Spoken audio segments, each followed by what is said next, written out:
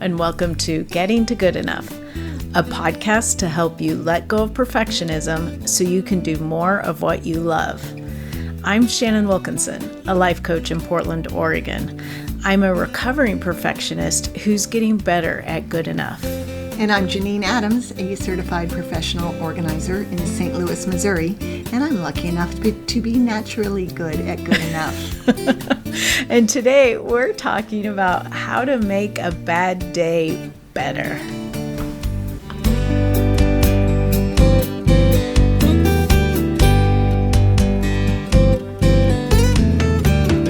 Janine. Hey Shannon, how you doing? I'm all right. How are you? Well, I'm having kind of a bad day, but I'm fine.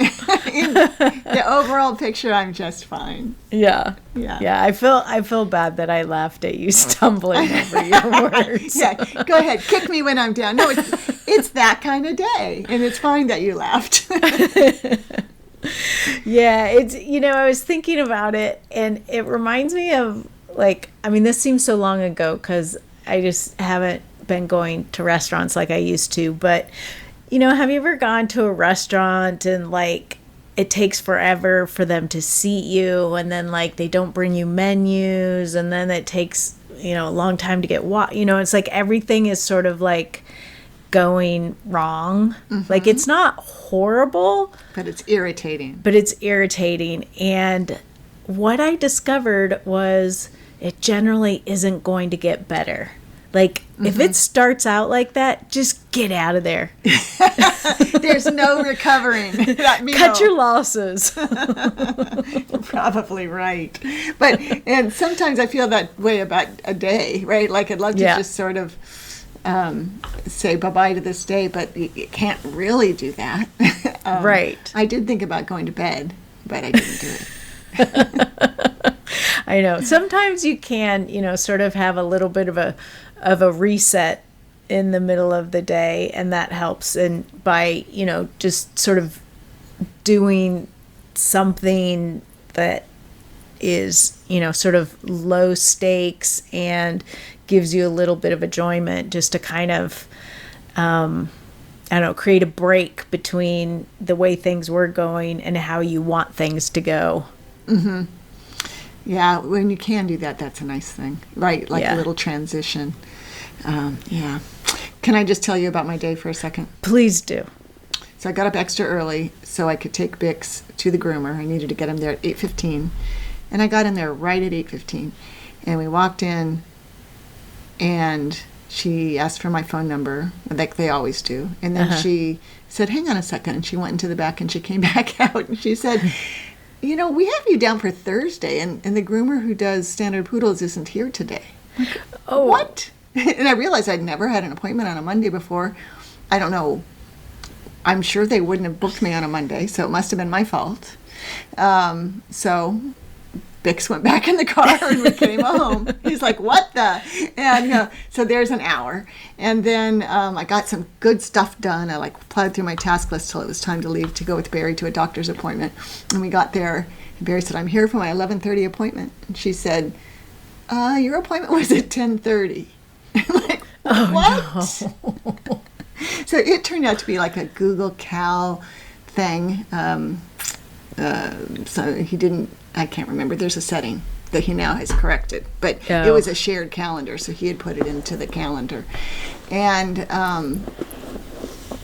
so that was 2 hours of driving. Each of those appointments was a half hour away. 2 hours of driving today that where nothing got accomplished. Plus, my neck really hurts, and so driving actually hurts a little. Oh, and so that's just making me just crabby. In fact, I said to Barry, you know what? My neck hurts in the car. I'm crabby, and my neck hurts because and that's why I'm crabby. And he said, I'm just going to ignore that. And I said, what are you going to ignore? And he said, I'm going to ignore that you said you're crabby. I was like, well, okay. In other words, he's going to continue making his jokes and doing whatever he wants to do, which is okay, right? Yeah. But I was lucky because I got a chiropractor appointment for tomorrow. Hooray! And then they just called and said, no, we made a mistake. You can't come till Friday. I just one, I don't know what I want now. I think I just want a bottle of wine. Yeah. Yeah, it's hard, but it seems like those things happen like all in a row. Yeah, absolutely. I got permanent ink on one of my wool dresses last week. Oh, I know. I was writing postcards. So I don't know, but I do know that when I try to, I can, and I do step back and just look around and think how fortunate I am. When I was thinking literally about how some people have, the brain chemistry that makes them feel grumpy all the time, or depressed, or anxious. And, I just feel like I'm suffering so much because I'm having one day where I'm grumpy. So that, for me anyway, being able to think about that, think along those lines actually does help me snap out of it and to look at the sort of brighter side to, at least I can afford to go to a chiropractor, right? I have insurance and yeah, I've got the wherewithal. Yeah, and that's something that similarly that I kept reminding myself as I've, sort of been dealing with all this stuff with my mom's estate is like, well, we only have this problem because there's money. Right. Yes. There are assets. So like, yeah, it's a pain in the ass. And also it's okay. Like, right. Yeah. And also I'm in a fortunate position. I'm in a privileged position to have this thing to deal with. Yeah, exactly. But still, it is sort of like, why do you have to be the one who does everything? Right. That's how I feel in my family sometimes. I know. Yeah. My phrase is, why do I always have to be the grown up in the room? Right. Exactly. And I feel like pointing out that when I say that I can relate to that, it's not my husband, it's my family of origin, where I'm the one who has to be the grown-up. Yeah, Barry does tons of stuff. But yeah. So it's like part of me wants to wallow and just hope that when I wake up tomorrow, everything will be better. And part of me wants to go super gratitude journal-y and maybe, and part of me just wants to knit. Right. So I suspect all three things are going to happen. Well, yeah, exactly. What I was going to say is I think this is a great spot for the phrase yes and. And I think it's important to acknowledge, something sucks. You are having a bad day. This is unfortunate. And, there's all this other stuff that you're not paying attention to when you're focused on that one thing. Mm-hmm. That's true. And it's like what you're saying with having gratitude. But if you just, without acknowledging that, this something is a struggle or is literally painful or that you're grumpy or that, whatever is making it feel like a bad day. If you don't acknowledge that, then you can have sort of a little pushback from your unconscious mind about trying to have gratitude. Because it's, is it like a little cognitive dissonance or something? Or? Exactly. Uh-huh. It's like with the gratitude, it becomes you're like, yes, but yes, that I have gratitude for all these things, but this really sucks. So if you give yourself the opportunity to sort of acknowledge, how you're feeling stuck or what's feeling hard, and then add on top of that, the feeling of gratitude or the just, sort of recognizing this is hard and I'm okay. Mm-hmm. Right. Yes, exactly. And the other thing that occurs to me that might feel helpful is to think about, these little scheduling snafus. For example, what can I do to try to prevent that from happening in the future? Be more mindful. It would be one thing when I'm entering things into my phone, or Barry fixed the setting on his calendar that should prevent that from happening again. Or, I probably should have made a chiropractor appointment before I was hurting this much. Yeah. Before I was so desperate. Well, so, instead of letting there be any hint of self-recrimination there, could be, file this away for future reference. Should I start to feel pain, make an appointment right away? Exactly. That's absolutely great reframe. Yeah. Yeah, and that's what I was trying to say. It just came out that way. Yeah, there's a lot of ways to just give yourself a little bit of a reset by moving is another good one. Like, that's one of the best ways to sort of change the trajectory your day is on, is by moving a little bit. You mean like taking a walk? It could be taking a walk. It could be just jumping up and down. Oh. Like, I'm not going to do it right now because it'll probably be really loud and make no sense to people. But if you just sort of jump up and down and shake your hands out, that sort of resets your body, and it like shifts your energy in some way that feels almost magical sometimes. Oh, it reminds me of the is it knocking on heaven's door? Is that what Adrian calls it? When yeah, that little I don't know. Where you twist your body, you twist your upper body and let your arms be limp so that your hands sort of slap in front and back as you're twisting. Right. That is a great reset. Yeah. Yeah. And it's funny because I've been trying to do yoga for my neck, but then I started thinking, gosh, maybe it's making it worse because I'm doing the yoga for the neck and I'm feeling worse. Not necessarily cause and effect. But today I was thinking, I'm not going to do any yoga. I'll do some meditation or something. But that particular move, which I think I could do without straining my neck, sounds delightful. Mm-hmm. Well, and if you put that, whatever that heating thing that you have, it's like a rice pack or whatever. Fits like a whiplash collar. Yeah. If you put that on your neck, heat that up and put that on your neck, and then fasten it somehow so it doesn't go flying off, and then do that, I bet that would feel really good. I bet it would. I'm kind of excited to try that when we get through recording.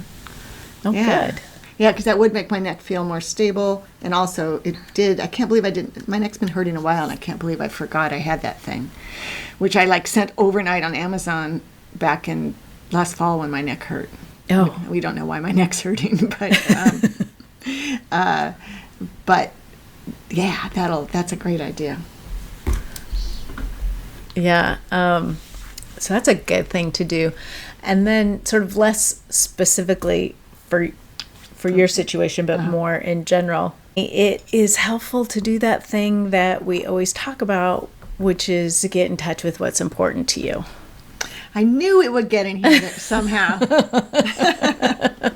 Because I think, the thing about having a bad day is, there can definitely be like one thing that sort of, just sends you over the edge, or, that one thing like turns it into a bad day. But often it's a string of things.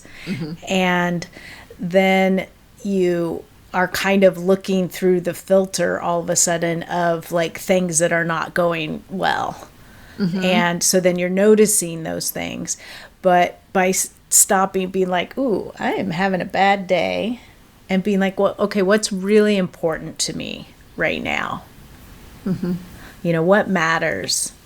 And so that you can open up your perspective to all the things that you are not noticing, all the things you care about, all the parts of your lives that you are not, all the parts of your life that you are not paying attention to when you were focused on this sort of narrow band of things that are going bad. Right, just remove that filter, that bad day filter. Yes. So that you can see the good stuff. Oh, that's a great image. That works really, resonates with me, that's for sure. Oh, good. Yeah. But I think, that is a big, I know it is for me, when I sort of am having a bad day, then it's like I start looking for evidence of why it's a bad day. Mm-hmm. As opposed to trying to turn it around. It's like I'm suddenly the chief executive officer proving that I'm having a bad day. Right. Which doesn't really benefit you so much, does it? No. There's no need to wear to take that title. Right. Yeah. But you know what I mean? It's like you have to like validate it or something. Like you have to prove that like it's bad and these are all the reasons why it's bad. Right. And I'm grumpy and that's why, and I have a reason for it, right? Mm-hmm. Rather than taking off the filter, thinking about the good stuff, and I don't know, maybe not be feeling grumpy anymore. Yeah. Yeah. Yeah. And I think this again is good to do after having acknowledged that, things may not be the way you want them to be, or things may not be going the way you want them to go. Mm-hmm. It feels really important to me to emphasize that, to recognize the things that are feeling difficult and then putting in place something or, using a strategy to help you turn that around. Mm-hmm.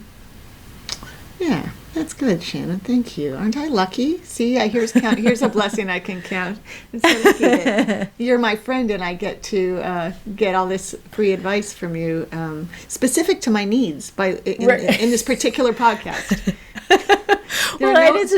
It's very convenient that I'm sorry that you're having a bad day, but it's very convenient that you were so that we had a good topic for today's podcast. Yes, right. Yeah. And I'd say one of the antidotes to a bad day for me anyway is, having a good laugh with a friend. So yeah, I hate picking up the phone, but even picking up the phone and calling a friend and just getting a good laugh is a nice thing. Yeah. Or, maybe having a go-to video that makes you laugh or something. Right. Or, what's it called? Damn you, autocorrect. Oh, that always makes me laugh. I can read the same ones over and over, and I've still got tears running down my face. I'd forgotten about damn you, autocorrect. I had too. I hope it's still there. I'm imagining it is. I'm sure it is. Yeah, I'm sure it makes that website makes a ton of money in ads or something. It's not going anywhere. Yeah. Yeah. But so we would like to hear from you, our listeners. How do you turn around a bad day? And if you try any of these things, let us know how it goes. You can share on Facebook or Instagram at Getting to Good Enough, on Twitter at GTG Enough. You can head over to gettingtogoodenough.com and leave a comment in the show notes, or you can give us a call and leave a message at 413-424-GTGE. That's 4843. Until next time, this is Shannon Wilkinson in Portland, Oregon. And Janine Adams in St. Louis, Missouri. And we hope that good enough is getting easier for you.